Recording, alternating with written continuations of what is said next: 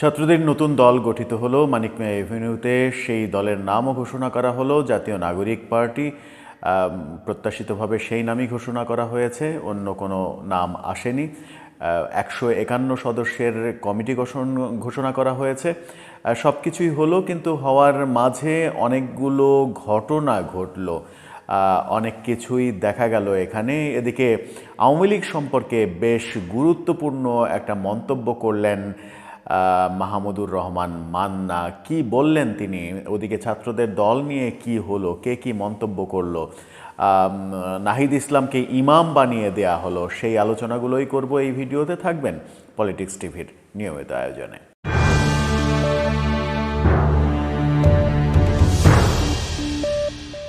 দর্শক, পলিটিক্স টিভির নিয়মিত ভিডিওগুলো স্পন্সর করছে প্রজাপতি.টিভি, নতুন ওটিটি প্ল্যাটফর্ম। আপনারা চাইলে আপাতত ইউটিউবে, ফেসবুকে দেখতে পারেন। চলুন চলে যাই মূল ভিডিওতে। বলছিলাম ছাত্রদের নতুন দল গঠিত হলো।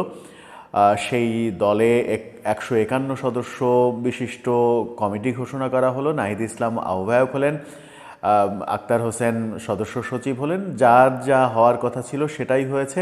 সার্জিস আলম, নাসিরউদ্দিন পাটোয়ারি এবং হাসনাত আবদুল্লাহ তারাও গুরুত্বপূর্ণ পদ পেয়েছেন। সেই পদগুলোর মধ্যে টপ 10-এ 3 জন নারীর অবস্থান আমরা শেষ পর্যন্ত দেখতে পেয়েছি। এই যখন হলো 151 সদস্যের কমিটি ঘোষণা করা হলো, সেখানে বিএনপি সহ বিভিন্ন রাজনৈতিক দলের নেতাদের উপস্থিতিও দেখা গিয়েছে। বিএনপির রুহুল কবির রিজভী, অ্যানি সহ অনেককেই দেখা গেছে এই আয়োজনে জামাত উপস্থিত ছিল এবং তাদের উপস্থিতিতে এই অনুষ্ঠানে 2টি ডকুমেন্টারি দেখানো হলো। 2টি ডকুমেন্টারি, একটা জুলাই বিপ্লবের উপরে নির্মিত ডকুমেন্টারি আর একটা বাংলাদেশের ইতিহাসের উপরে নির্মিত ডকুমেন্টারি। বাংলাদেশের ইতিহাসের উপরে নির্মিত ডকুমেন্টারিতে যেটা আশঙ্কা করা হচ্ছিল সেটাই ঘটেছে। 47কে গুরুত্বপূর্ণ হিসেবে উপস্থাপন করা হয়েছে, 47-এর দেশভাগ, যদিও সেটার সঙ্গে বাংলাদেশ শব্দটার, বাংলাদেশ নামক দেশটার কোনো সম্পর্ক ছিল না। দেশভাগ হয়েছিল ভারত এবং পাকিস্তান হিসেবে। সেটাকেই গুরুত্বপূর্ণ এবং সেটাকেই প্রথম বিজয় হিসেবে উপস্থাপন করা হয়েছে এবং যথারীতি 71কে গুরুত্ব দেয়া হয়নি। 52-র কথা বলা হয়েছে, 69-এর 66-র আন্দোলনের কথা বলা হয়েছে। 71কে বলা হয়েছে, কিন্তু 47-এর মতো অতটা গুরুত্বপূর্ণ হিসেবে উপস্থাপন করা হয়নি। এরশাদকে 90 আন্দোলনকে অনেক গুরুত্বপূর্ণ হিসেবে উপস্থাপন করা হয়েছে। এরশাদকে স্বৈরশাসক হিসেবে উপস্থাপন করা হয়েছে। এরপর চলে আসা হয়েছে 24শে জুলাই বিপ্লবে। এভাবেই ইতিহাসটা বর্ণনা করেছে তারা, এবং সেই ইতিহাসটা, যে কথা তারা বারবার বলে আসছিল 47-এর কথা, 47-এর কথাই তারা বলেছে বারবার। এবং সেখান থেকে যে স্লোগান দেয়া হয়েছে, ইনকিলাব জিন্দাবাদ, ইনকিলাব ইনকিলাব জিন্দাবাদ জিন্দাবাদ, এই স্লোগান দেয়া হয়েছে। এই স্লোগানটাও বাংলাদেশের স্লোগান কিনা সেই প্রশ্ন চতুর্দিকে উঠেছে। এরকম প্রশ্ন যখন উঠল, তখন নাহিদ ইসলাম বললেন, ভারত এবং পাকিস্তানপন্থী রাজনীতির ঠাঁই নেই এদেশে। অর্থাৎ যারা ভারতপন্থী রাজনীতি করে সেটাকে বোঝাতে আওয়ামী লীগকে বুঝিয়েছে। পাকিস্তানপন্থী যারা রাজনীতি করে তারা, এই রাজনীতি কারা করে এটা খুব সহজেই অনুমান করা যায় যে কারা দেশ বিরোধী, কারা মুক্তিযুদ্ধের বিরোধিতা করেছিল, কারা পাকিস্তানপন্থী রাজনীতি করে, কিংবা পাকিস্তানের মুক্তিযুদ্ধ বিরোধিতা না করেও পাকিস্তানের উপরে দুর্বলতা প্রকাশ করে রাজনীতি কারা করে, এটা আমরা সবাই জানি।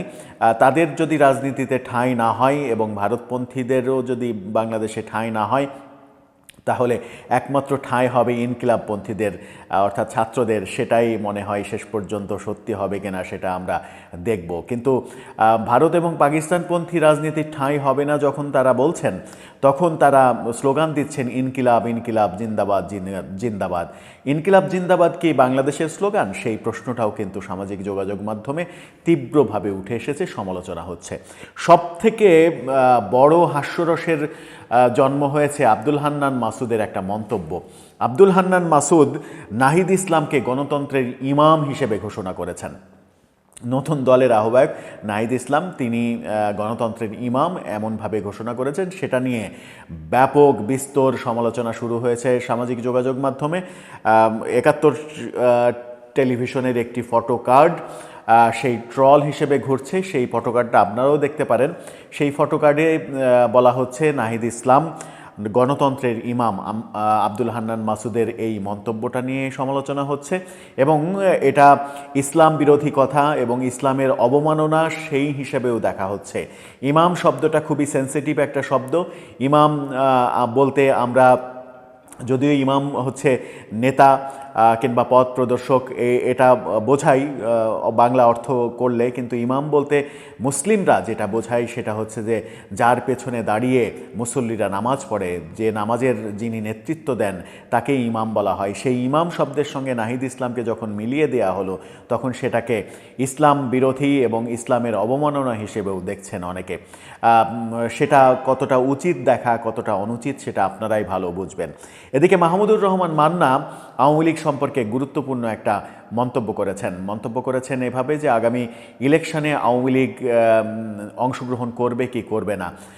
যখন তার অনুষ্ঠানে জনগণ বলছে না করবে না, তখন তিনি বলেছেন যে কেন করবে না, কোন আইনে করবে না, কোনো আইন তো আপনারা তৈরি করেননি, কোন আইনে তাদেরকে ঠেকাবেন, তাদেরকে নিষিদ্ধ করা হয়নি, কোনো আইন তৈরি করা হয়নি, সুতরাং আওয়ামী লীগ নির্বাচন করবে। আর আওয়ামী লীগ যদি নির্বাচন করে, তর্কের খাতিরে যদি ধরেই নেওয়া যায় যে বিএনপি সবথেকে বেশি ভোট পাবে কিংবা সবথেকে বেশি আসন পাবে, তাহলেও তো দ্বিতীয় অবস্থানে আওয়ামী লীগ চলে যাবে। আওয়ামী লীগ দ্বিতীয় সর্বোচ্চ ভোট পাবে এবং দ্বিতীয় সর্বোচ্চ আসন পাবে। সেটাকে আপনারা ঠেকাবেন কি করে? তার মানে আওয়ামী লীগ আবার প্রতিষ্ঠিত হলো। আওয়ামী লীগকে ঠেকানো সম্ভব না, আওয়ামী লীগ আবার ফিরবে, এমন কথা মাহমুদুর রহমান মান্না বলেছেন, যিনি একসময় আওয়ামী লীগের সাংগঠনিক সম্পাদকও ছিলেন, আওয়ামী লীগের বেশ ডাকসাইটের নেতা ছিলেন, কিন্তু আওয়ামী লীগ থেকে তিনি বিচ্ছিন্ন হয়ে নিজেই রাজনৈতিক দল করেছেন। মাহমুদুর রহমান মান্নার এই কথাটা গুরুত্বপূর্ণ। অনেকে আনুপাতিক হারে নির্বাচনের কথা বলছেন, ভোটের আনুপাতিক হারে নির্বাচনের রেজাল্টের কথা বলছেন, অর্থাৎ সর্বোচ্চ ভোট যে পাবে সে একটা অংশ সিট পাবে, তারপরে দ্বিতীয় সর্বোচ্চ যারা পাবে তারা একটা অংশ সিট পাবে। এভাবে সব থেকে কম ভোটও যারা পাবে, একটা নির্দিষ্ট ভোট, যে 1 লাখ ভোট পেলে কিংবা 2 লাখ ভোট পেলে একটা আসন হবে, সেইভাবে যদি আনুপাতিকভাবে ঠিক করা হয় তাহলে সব থেকে কম ভোট যারা পাবে তারাও অন্তত 1-2টা আসন পাবে। এইভাবে ভোটের কথা অনেকে বলছেন এবং সেই আনুপাতিকভাবে যদি ভোট হয় তাহলে আওয়ামী লীগকে ঠেকানো খুব মুশকিল হবে, আওয়ামী লীগকে ঠেকানো যাবে না, এমনটাও অনেকে বলছেন। মাহমুদুর রহমান মান্না অবশ্য কোন পক্ষের মানুষ, কোন মতামত তার, সেটা স্পষ্ট করেননি তিনি। তবে এটুকু অন্তত বোঝা যায় যে আনুপাতিক হারে যদি নির্বাচন হয় তাহলে আওয়ামী লীগ, বিএনপি যদি এই মুহূর্তে সবথেকে জনপ্রিয়তার তুঙ্গে রয়েছে, বিএনপি যদি সর্বোচ্চ ভোট পায়, দ্বিতীয় সর্বোচ্চ ভোট অবধারিতভাবে আওয়ামী লীগ পাবে, সেই ক্ষেত্রে আওয়ামী লীগ একটা বিরাট অংশের সংসদ সদস্য পেয়ে যাবে। সেই ক্ষেত্রে আওয়ামী লীগকে দাবানো যাবে না। আওয়ামী লীগ হয়তো দ্বিতীয় মেয়াদে, দ্বিতীয়বার এর পরের ইলেকশনে আবার ঘুরে দাঁড়াবে, আবার রাষ্ট্র ক্ষমতায় চলে আসতে পারে। সুতরাং আওয়ামী লীগকে ঠেকানো খুব কঠিন হবে। মাহমুদুর রহমানের মান্নার এই কথাটা খুবই গুরুত্বপূর্ণ এবং এই কথাকে ভিত্তি করেই আমার মনে হয় যারা রাজনীতির ইকুয়েশন করেন তারা তাদের মতো করে রাজনীতির ইকুয়েশনগুলো সেরে ফেলবেন। দর্শক, সব মিলিয়ে আপনার কি মনে হয়? ছাত্রদের নতুন যে দল করা হলো, তারা ইনকিলাব জিন্দাবাদ স্লোগান দিল এবং ইনকিলাব জিন্দাবাদ বাংলাদেশের স্লোগান কিনা সেই প্রশ্ন উঠল। নাহিদ ইসলামকে ইমাম বলা হলো, গণতন্ত্রের ইমাম বলা হলো।